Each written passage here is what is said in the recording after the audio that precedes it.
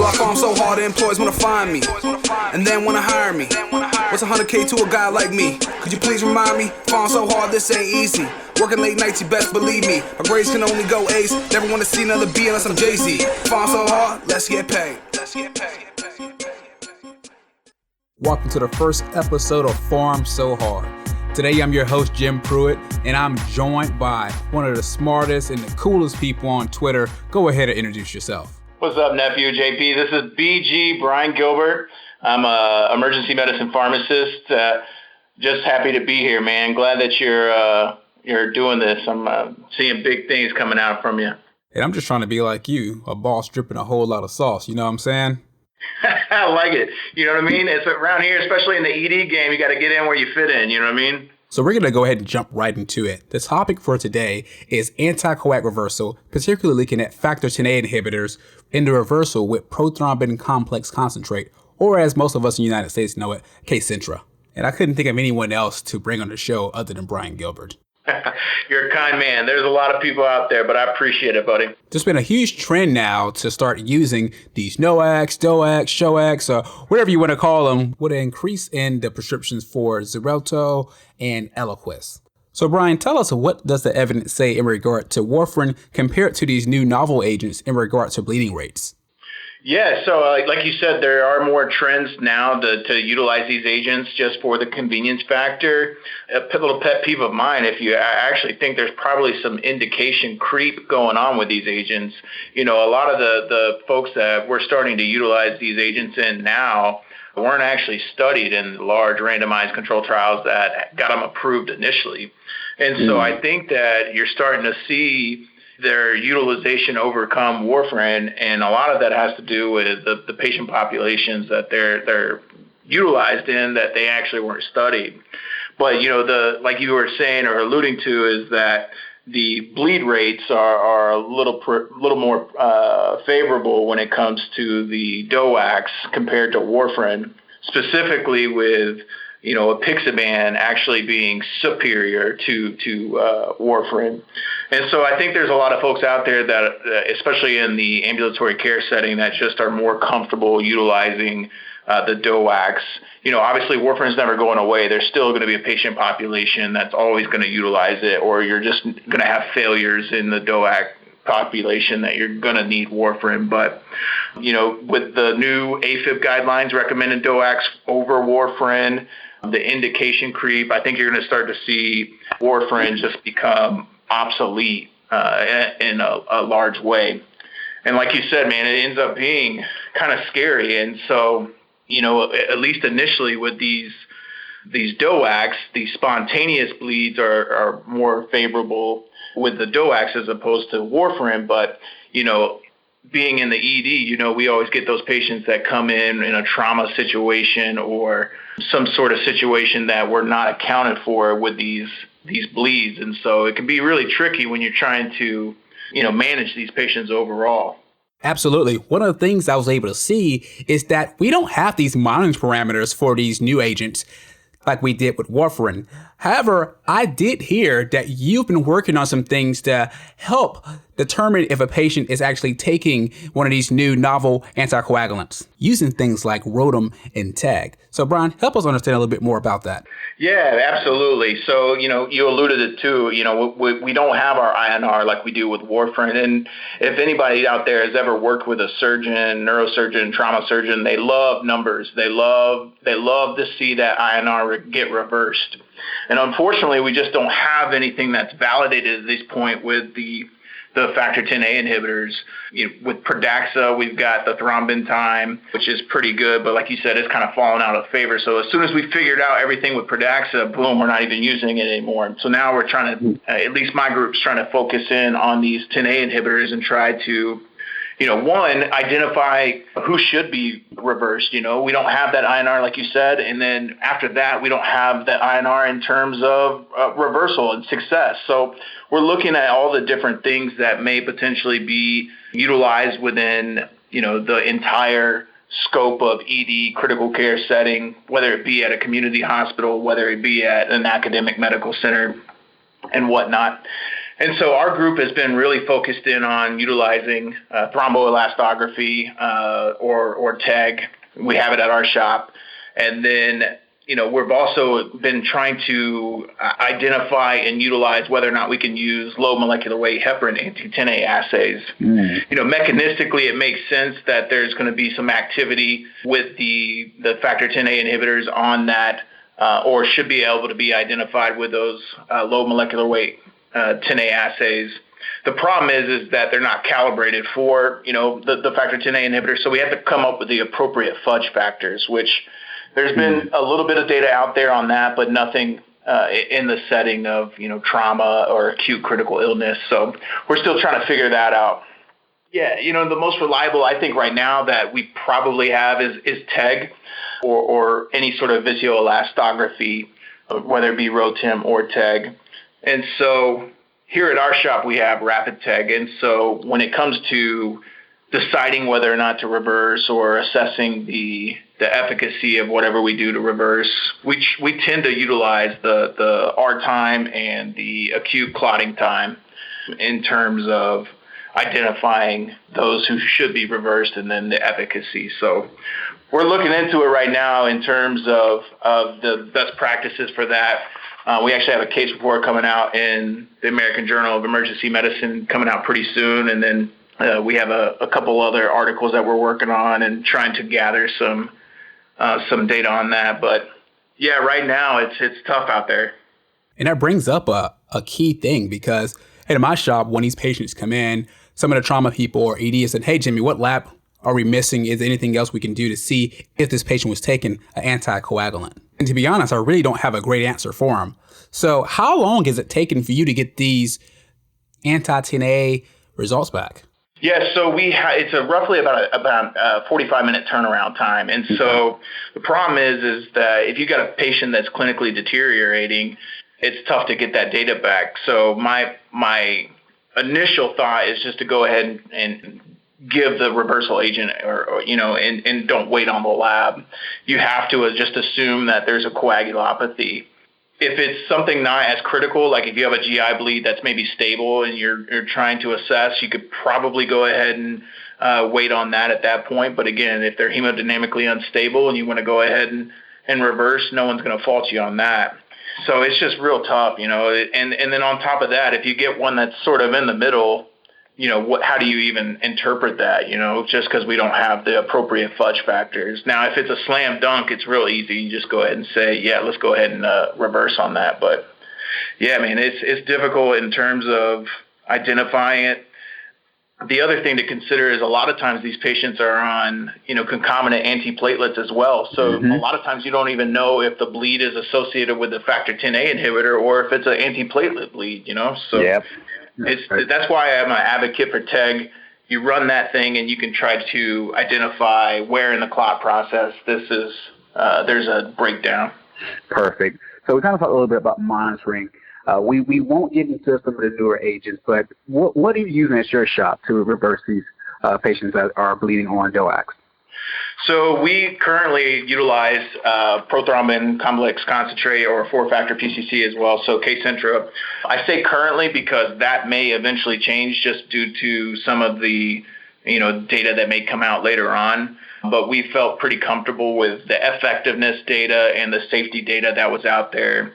And I guess the true nature and mechanism of PCC when it comes to factor 10A inhibitor bleeds, we say reversal, but I'm not even sure that the nomenclature should be reversal because we're not actually reversing the effects of the 10A inhibitor itself. We're just trying to correct the coagulopathy done by the factor 10A inhibitor.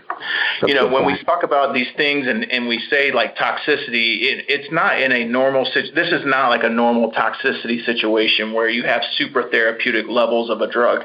Patients can bleed on normal concentrations of these drugs, and so really it's about trying to correct that coagulopathy. And doing so, you're hoping that by that time the favorable kinetics of the factor 10A inhibitors have subsided. But, there's a lot of argument on Twitter about, PCC doesn't actually reverse the drug, and I don't argue about that at all. Like mechanistically, no. But, you are reversing a coagulopathy that's developing. You're really just trying to promote clot formation.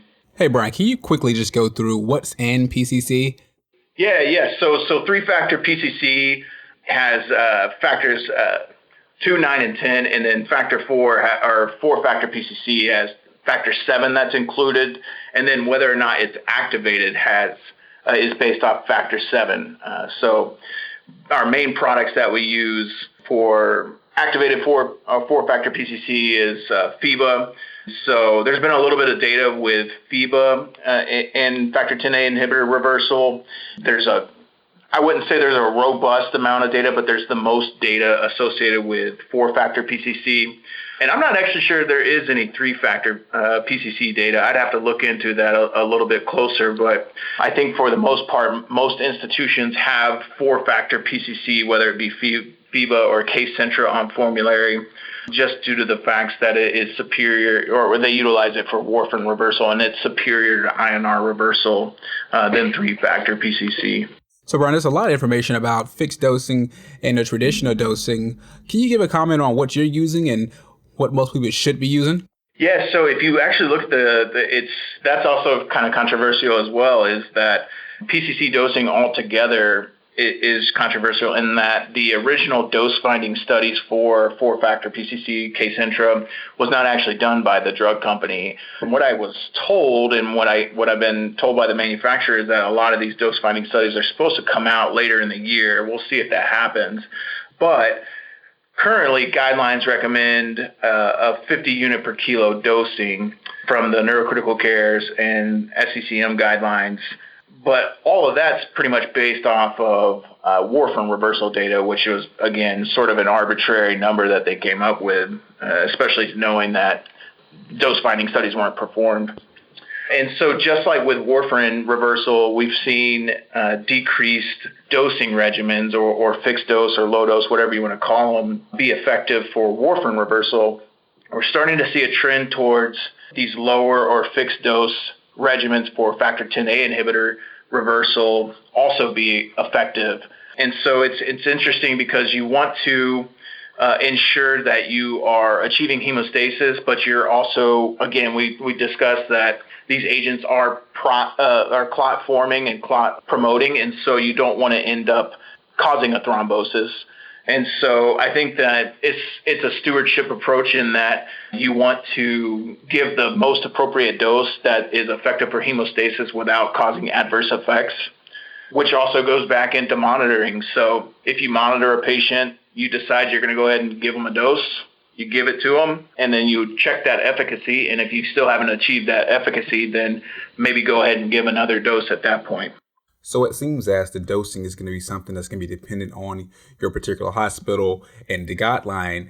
But another question that I have is where to compound these medications, because there are certain places that do it at the bedside with our ED pharmacists, and there's other places that send it from central pharmacy. What's your thoughts on that? Yeah, so this is also very difficult because what you don't want to do is, one, these medications are expensive, so you don't want to just give them erroneously. They also have adverse effects. So again, erroneous administration is definitely a downside. However, you don't want to delay care by taking too long into making the medication.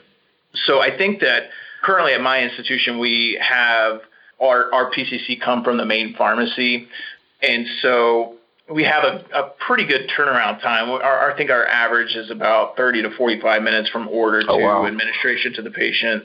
So we're pretty fast. We get on it pretty quickly. Whereas, some of these other studies in other institutions, sometimes it can be up to a couple hours. But I think it really just goes back to if you have pharmacy available to double check the dosing on it. These dosings are a little bit tricky just due to the fact that you do have four factors within the medication itself, and the dosing is based off of factor 9. And so it sets itself up for a lot of error potential. So I don't think there's a great answer. I really just think it should be institution specific. And so, the next is whether or not you should, the max rate of the drug. The other is considering whether or not you need to put it into a syringe or put it into a bag and run a piggyback So the real question is whether or not you should put it into an IV piggy bag versus into a syringe for an IV push. And so it's really, as long as you have a good, solid nursing staff and a good, solid pharmacy staff that's able to mitigate some of the errors that are potentially there, I don't have a problem with it being compounded at the bedside. But, a lot of institutions are just not at that place where they can do that yet. So where the compounded medication is going to be an interesting topic, but I think that's going to be wherever you do it, it seems to be, as long as the patient get it in a reasonable amount of time, it'd be fine. But let's just switch gears and talk about the elephant in the room, the dollars, the ka-ching. Like, these medications are expensive, and we're talking about anywhere from, $5,000, $5,000 to $6,000 for Kcentra, depending on your doses, and, in upwards of $7,500 for FEBA. And when we talk about the other drug, depending on how you're getting reimbursed and how the people from that particular company smooth talk you, anywhere from $30,000 to $60,000 for a dose of this medication. All of that just to say that it's an expensive conversation to have. But when putting cost aside, I think one of the things that is also interesting is where the guidelines stand on this particular issue on which agent to use when reversing these agents. And the guidelines seem to be all over the place depending on which studies they use to back their recommendations. So, Brian, just give us your thoughts on the recommendations that are put forth by the guidelines. So, you said it, you nailed it on the head, is that a lot of these are all over the place, and a lot of them don't really indicate where they got their recommendations from. A lot of these recommendations are based off of expert opinion and not necessarily high quality data. So, it's important to know for anybody listening to this is that if you're quoting to me that the guidelines are recommending a certain agent or over the other for factor Xa inhibitor, I already know that for the most part, this is going to be low quality evidence. And so, the other agent, as you call it, and it's going to be funny because if they start sponsoring your show and I start seeing little sticker tags with them, I'm going to come back on and we'll have another debate and talk. But they're all over the place, and a lot of them are, I think they're recommending the other agent just due to the fact that it is FDA approved. And not to say that and honestly, if the other agent, as you call it, was the same cost as the PCC, I'm not sure that we're still having this discussion or this podcast.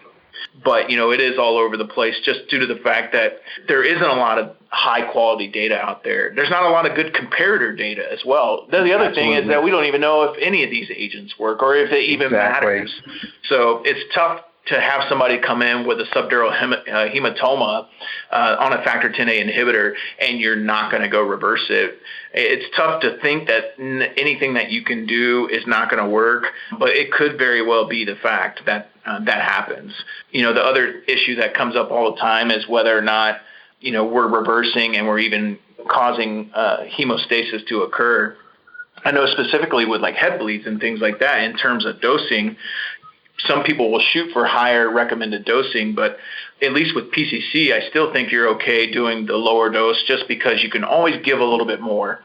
That just really goes back into having a firm understanding of, hey, no one has a great idea of how to dose these things, how to monitor these things. And the gut reaction is to just give the max dose for everything. But I think in this situation, you have to remember these patients were on the factor Xa inhibitor because they were prothrombotic. So shifting them to a prothrombotic state by giving them a max dose of a clot-forming agent is also probably not the right answer as well. Absolutely, Brian. I think going back and looking at some of these studies, there are a few key things that seems to resonate throughout all of them. One being the hemostasis rate, another being thrombosis, and mortality is also a huge thing that's going to be compared when looking at the other drug and when looking at 4-factor PCC. So, Brian, with a host of information out there before 2019, can you just give an overall summary of the data prior to 2019?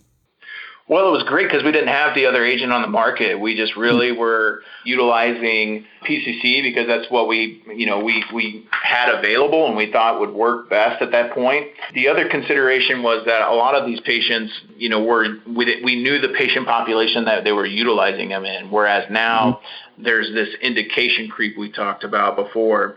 And so I think that the the evidence prior to 2019 was less controversial because we were doing the best we can, but also too, the number of people on these agents was not as high as it is now. Obviously it was trending up, and it didn't seem to be at the forefront of an issue until the reversal agent that will go unnamed. But for the most part, people were utilizing 4-factor PCC, the neurocritical care guidelines and Society of Critical Care Medicine. All of those were recommending 50 units per kilo and just bolusing as they could, with no real recommendations on monitoring, no real recommendations on how to identify a patient that has a factor Xa inhibitor coagulopathy. And so I think once the other drug got approved, now all of a sudden you've got a drug that could break the bank of a pharmacy, and now you got a lot of people interested in it because, one, is it the appropriate therapy, and then two, hey, this is not going away. This is an issue that, if anything, is just going to keep escalating, and so we need to figure it out right now, or at least have a good idea of what we're doing. So we're looking at these newer studies that was published in 2019. The first one that seemed to get a lot of popularity was from Smith and colleagues out of MUSC. And what the authors aimed to do was to perform a comprehensive analysis of the safety and efficacy of 4-factor PCC for the management of serious bleeding related to oral factor Xa inhibitors. The design was a retrospective observational study conducted at MUSC, and they looked at 31 patients that had a major bleeding associated with factor Xa inhibitors. So their intervention was using 4-factor PCC, anywhere from 25 to 50 units per kilo of actual body weight, with a max dose of 5,000 units. And they did not have a comparator. But overall, when looking at their baseline characteristics, some key things to point out was that their mean GCS was 15, the median door to case center time was 2.3 hours, and the majority of their patients actually received the 50 units per kilo dosing. When assessing their outcomes, they reported that most patients with 80.6% achieve hemostasis, and the mean dose that they actually used was 3,070 units, which roughly came out to $4,973. They reported 0 thrombotic events. Their median ICU length of stay was 2.6 days, and the hospital length of stay was 7.2 days, and their in-hospital mortality was 16.1%. So overall, they concluded that in their small cohort study, the administration of 4-factor PCC was effective in most patients requiring emergent reversal of anticoagulation with oral factor Xa inhibitors, and was associated with a low risk of thrombotic events. It definitely was a ton of buzz about the other drug when this study got released, so it was perfect timing. And I was pretty stoked when I read it. Brian, what was your thoughts when it got published? It's a great combat to the other drugs' data. And again, if the other drug had been, 4,500, $5,000, even maybe 10 grand, we're not even having this discussion. But the fact that you can take a stewardship approach and say, hey, I can have pretty much the same efficacy with a very high safety profile here I've got 30 patients that are usually in a prothrombotic state, and now I've got zero having a thrombotic event is major at that point. The other key that always comes up, and you mentioned it a little bit, is the patient population that received the drug. And I know that's always a knock on the other drug, and I know it's a knock sometimes on the PCC drugs. Remember, especially in head injuries, there's a sweet spot in terms of where these agents would be efficacious as it is. Somebody coming in with the GCS of 3 with a large subdural, probably not going to make a difference regardless of what we do. It's those patients that are at the GCS of 7 to 8 to 9 to 10, somewhere around there, where really could make a difference. And so those are the ones we don't have an answer for now. But if you can answer the not as acutely ill patients, then it makes you feel more comfortable in those real sick patients. And so I know Mel and her work at MUSC, I know they're doing a little bit more from what I remember. She was able to give a presentation on this at SCCM. So fantastic job by Melanie and her group. Yeah, so this was a great study. At least this came out too right about the time that the other drug was getting approved or getting talked about quite a bit. So it was perfect timing. Another study that was done that is commonly referenced in institutional anticoagulation reversal guidelines is the one done by Karen Berger. Brian, can you quickly summarize that study done by Karen? Yeah, so Corinne's a great neurocritical care pharmacist up there, and so she actually showed in her study basically same type of patient population, but all intracranial hemorrhage patients. And so they were assessing whether or not low-dose 4-factor PCC would work for reversal of factor Xa inhibitors. And so they utilized the 25 units per kilo per their hospital reversal guideline. Again, no comparator group, but they had 68% of their patients were taking rivaroxaban, 22% were taking apixaban. I think it's important to note, too, that when this data came out, it was right about the time, I think, that rivaroxaban had been on the market a little bit longer than apixaban. I think this study was 2014 to 2015 that it was published in 2019, but actually performed in 2014, 2015, because some people have been talking about, the rivaroxaban number versus apixaban number. Anyways, it probably doesn't make a difference there, but 50% were male, they were about 80 years old, and then they all got about a median dose of 2,000 units of PCC. She had 95 or a little less than 95% achieve hemostasis and head bleeds, which is freaking amazing for any drug. So absolutely great work. And so there was 9.1 that developed a thrombotic event. So definitely more than the 0 that Mel and them had, but still better than the other guy or close to the other guy. And so they still had about 20% of their patients that passed away or had in-hospital mortality, which tells you the acuity level of their patients. So fairly high or pretty significant.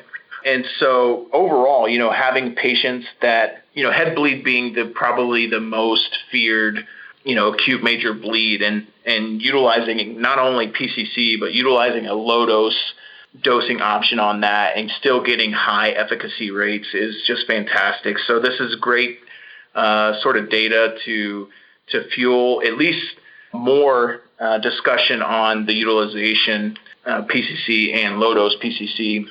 And this actually sort of sparked a study that the Neurocritical Care Society is actually doing right now. We're calling it the Fix ICH study, where we're evaluating the other guy versus PCC in head bleeds.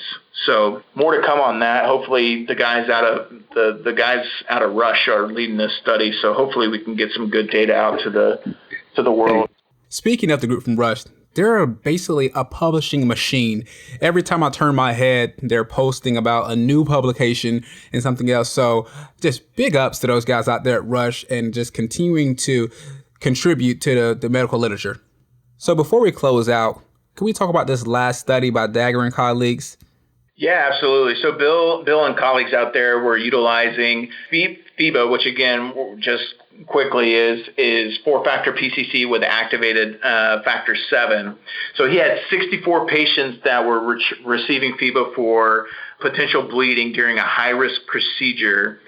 This was a single-center retrospective analysis, and so they utilized a even lower dose, less than 20 units per kilo in one arm versus moderate dosing, which was like 25 units per kilo option. And so no placebo group. They really just were comparing the two different dosing strategies.